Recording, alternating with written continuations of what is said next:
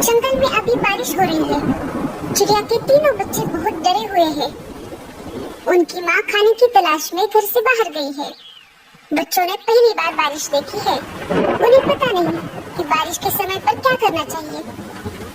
भैया अंदर आ जाओ, बाहर खतरा हो सकता है। माँ ने कहा है कि मेरे आने तक घोंसले से बाहर नहीं जाना। अरे मैं बाहर झांक कर देख रहा था कि ये आवाज कहाँ से आ रही है। मैंने देखा कि आसमान से बहुत सारा पानी नीचे गिर रहा है। कुछ भी हो भैया, लेकिन तुम माँ के आने तक बाहर मत जाना। टीनू बाकी भाइयों से सबसे बड़ा और समझदार था। उस पर अपने छोटे भाइयों की देखरेख करने की जिम्मेदारी थी।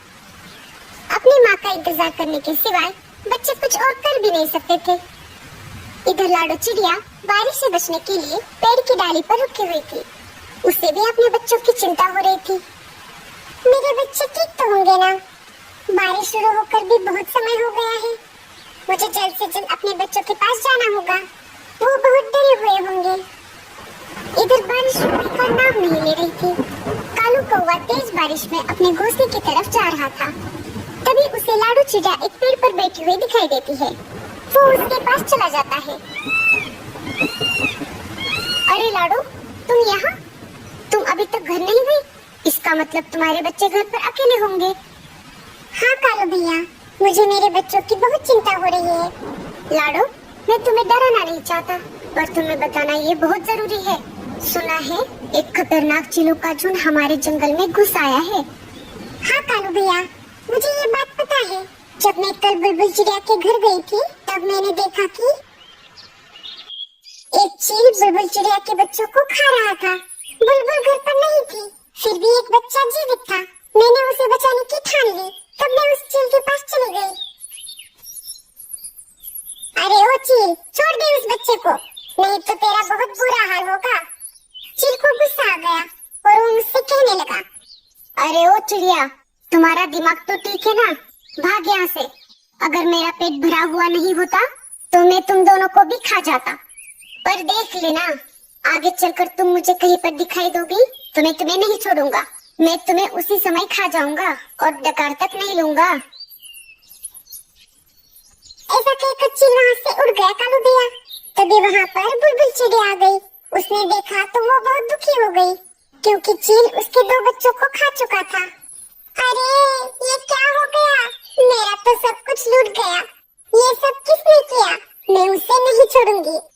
अरे बहन, तुम्हारे बच्चों को चील ने खाया है। अगर मैं एन मौके पर नहीं आती तो चील तुम्हारे तीसरे बच्चे को भी खा जाता। तुम्हारा बहुत बहुत शुक्रिया। मैं तुम्हारा ये एहसान जिंदगी भर नहीं भूलूंगी लाडो चिड़िया। पर मैं अब उस चील को नहीं छोड़ूंगी। मैं उसे जान से मार दूंगी।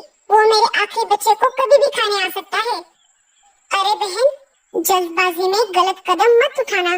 वो सिर्फ तुम्हारे बच्चों का ही नहीं, जंगल के बाकी पंछियों का भी शिकार कर रहा है। उसे हमें झांसे में फंसाना होगा और फिर हम उसको उसके किए की सजा देंगे। बिना सोच विचार किए जल्दबाजी में फैसला लेना गलत बात है। ठीक है बहन, मैं कौन सा भी गलत कदम नहीं उठाऊंगी। अच्छा, तो ये सब हुआ था। बुलबुल चिड़िया के साथ तो बहुत बुरा हुआ। हम उस चील को तो क्या, बाकी सारे चीलों को भी नहीं छोड़ेंगे। हम उन सबको जंगल से खदेड़ देंगे। तुम जल्दी घर जाओ। हाँ कालू भैया, बारिश रुके या ना रुके, मुझे कैसे भी करके मेरे बच्चों के पास जाना होगा। ठीक है लाडो, मैं चलता हूँ। कालू वहाँ से निकल जाता है। बारिश बहुत तेज थी। खुद की जान की परवाह न करते हुए लाडो तेज बारिश में अपने बच्चों की तरफ निकल पड़ी। बारिश की वजह से उसे उठने में दिक्कत हो रही थी। उसके पूरे पंख भीग चुके थे, फिर भी वो रुकने का नाम नहीं ले रही थी। उसे अपने बच्चों के पास जो जाना था।